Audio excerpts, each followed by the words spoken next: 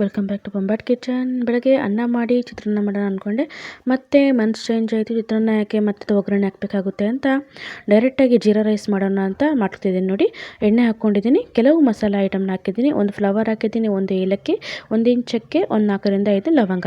ಇಷ್ಟನ್ನು ಎಣ್ಣೆಯಲ್ಲಿ ಹಾಕಿದ್ದೀನಿ. ಇದನ್ನು ತುಪ್ಪದಲ್ಲಿ ಬೇಕಾದರೆ ತುಪ್ಪದಲ್ಲೂ ಕೂಡ ಮಾಡ್ಕೋಬೋದು.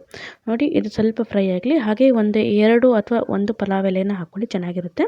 ಪಟ್ಟಂತ ಮಾಡ್ಕೋಬೋದು. ಮತ್ತು ಒಗ್ಗರಣೆ ಏನು ಹಾಕಬೇಕು ಅಂತಿಲ್ಲ. ಅಂದರೆ ಚಿತ್ರಾನ್ನ ಮತ್ತು ಪುಳಿಯೋಗರೆನೇ ಮಾಡಬೇಕಂದ್ರೆ ಅನ್ನ ಮಾಡಿ ನಂತರ ಅದು ಮಾಡ್ತೀವಲ್ಲ, ಒಗ್ಗರಣೆ ಹಾಕ್ತೀವಲ್ಲ, ಇದನ್ನು ಡೈರೆಕ್ಟಾಗಿ ಮಾಡ್ಕೊಂಬಿಟ್ರೆ ಸೂಪರಾಗಿರುತ್ತೆ, ತಿನ್ನೋಕ್ಕೂ ರುಚಿಯಾಗಿರುತ್ತೆ.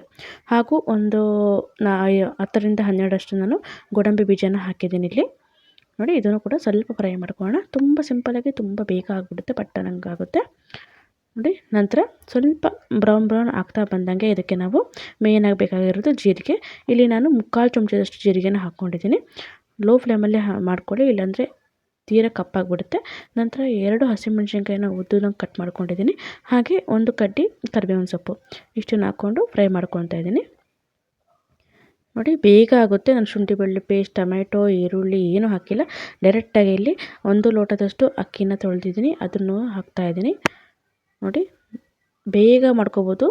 ಒಬ್ಬೊಬ್ಬರು ಆನಿಯನ್ ಹಾಕಿ ಕೂಡ ಶುಂಠಿ ಬೆಳ್ಳುಳ್ಳಿ ಪೇಸ್ಟ್ ಎಲ್ಲ ಹಾಕ್ತಾರೆ.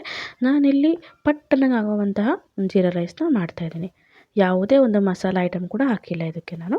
ನೋಡಿ, ಅಕ್ಕಿನ ಹಾಕಿಬಿಟ್ಟು ಒಂದ್ಸರಿ ಮಿಕ್ಸ್ ಮಾಡ್ಕೊಳ್ಳೋಣ. ಯಾವ ಲೋಟದಲ್ಲಿ ಅಕ್ಕಿ ಹಾಕಿದ್ನೋ ಅದೇ ಲೋಟದಲ್ಲಿ 2 ಗ್ಲಾಸಷ್ಟು ನಾನು ನೀರನ್ನು ಹಾಕ್ತಾಯಿದ್ದೀನಿ. ನೋಡಿ, ನೀರನ್ನು ಹಾಕಿಬಿಟ್ಟು ಒಂದ್ಸರಿ ಮಿಕ್ಸ್ ಮಾಡಿಕೊಂಡು ರುಚಿಗೆ ತಕ್ಕಷ್ಟು ಉಪ್ಪನ್ನ ಹಾಕಿ.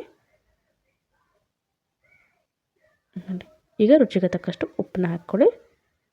ನಂತರ ಕೊತ್ತಂಬರಿ ಸೊಪ್ಪು ನಿಮ್ಮ ಹತ್ರ ಮತ್ತು ಪುದೀನ ಸೊಪ್ಪು ಇತ್ತಂದ್ರೆ ಹಾಕ್ಕೊಡಿ, ಚೆನ್ನಾಗಿರುತ್ತೆ. ಮೇಲಿಂದ ರುಚಿಯಾಗಿರುತ್ತೆ. ಹೇಳಿದ್ದನ್ನು ತುಪ್ಪದಲ್ಲಿ ಬೇಕಾದ್ರೆ ಮಾಡ್ಕೋಬೋದು, ಚೆನ್ನಾಗಿ ಅದು ಟೇಸ್ಟ್ ಚೇಂಜ್ ಕೊಡುತ್ತೆ. ನಂತರ ಕೊತ್ತಂಬರಿ ಸೊಪ್ಪಿತ್ತು ಸ್ವಲ್ಪ ಕಟ್ ಮಾಡಿ ಮೇಲಿಂದ ಹಾಕಿದ್ದೀನಿ. ಈಗ ವಿಸಲ್ನ ಮುಚ್ಚಿಬಿಟ್ಟು 3 ವಿಸಲ್ ಕೂಗಿಸಿದ್ರೆ ನಮ್ಮ ಸಿಂಪಲ್ಲಾಗಿರುವ ಜೀರಾ ರೈಸ್ ರೆಡಿ ಆಗುತ್ತೆ. ನೋಡಿ, 3 ವಿಸಲ್ ಆಗಿದೆ ನಂದೀಗ.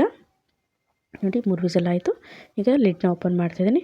ನೋಡಿ, ಸಿಂಪಲ್ಲಾಗಿರುವ ಜೀರಾ ರೈಸ್ ರೆಡಿಯಾಗಿದೆ. ಇದೇ ರೀತಿ ನೀವು ಕೂಡ ನಿಮಗೆ ಚಿತ್ರಾನ್ನ ಪುಳಿಯೋಗರೆ ಮಾಡಿ ಬೇಜಾರಾಯಿತು ಅಂದರೆ ಈ ರೀತಿಯ ಹೊಸದಾಗಿ ಮಾಡ್ಕೋಬೋದು ನೀವು. ತುಂಬ ಸಿಂಪಲ್ಲಾಗಿ ಕೂಡ ಇರುತ್ತೆ. ಹಾಗೂ ನಮ್ಮ ಚಾನಲ್ನ ಯಾರೇನು ನೋಡ್ತಿದ್ದಾರೆ ರೆಡಿ ಸಬ್ಸ್ಕ್ರೈಬ್ ಮಾಡ್ಕೊಂಡು ಲೈಕ್ ಮತ್ತು ಶೇರ್ ಮಾಡಿ. ನೋಡಿ, ನಮ್ಮ ಜೀರಾ ರೈಸ್ ರೆಡಿಯಾಗಿದೆ. ತುಂಬ ಉದುರಾಗಿ ಬಂದಿದೆ. ನಾನು ಪ್ಲೇಟಿಗೆ ಕೂಡ ಹಾಕಿ ತೋರಿಸ್ತೀನಿ ನೋಡಿ ನಿಮಗೆ. ನೋಡಿ, ನಮ್ಮ ಜೀರಾ ರೈಸ್ ರೆಡಿ.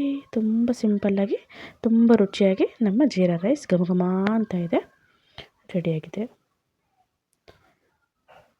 ನೋಡಿ, ನಾನು ಬೌಲಿಗೆ ಕೂಡ ಹಾಕಿ ತೋರಿಸ್ತೀನಿ ಯಾವ ರೀತಿಯಾಗಿ ಕಾಣ್ತಾ ಇದೆ ಅಂತ ನಿಮಗೆ. ನೋಡಿ, ಈ ರೀತಿಯಾಗಿ ನಮ್ಮ ಜೀರಾ ರೈಸ್ ರೆಡಿಯಾಗಿದೆ. ವಿಡಿಯೋ ನೋಡೋದಕ್ಕೆ ಧನ್ಯವಾದಗಳು. Thank you, bye.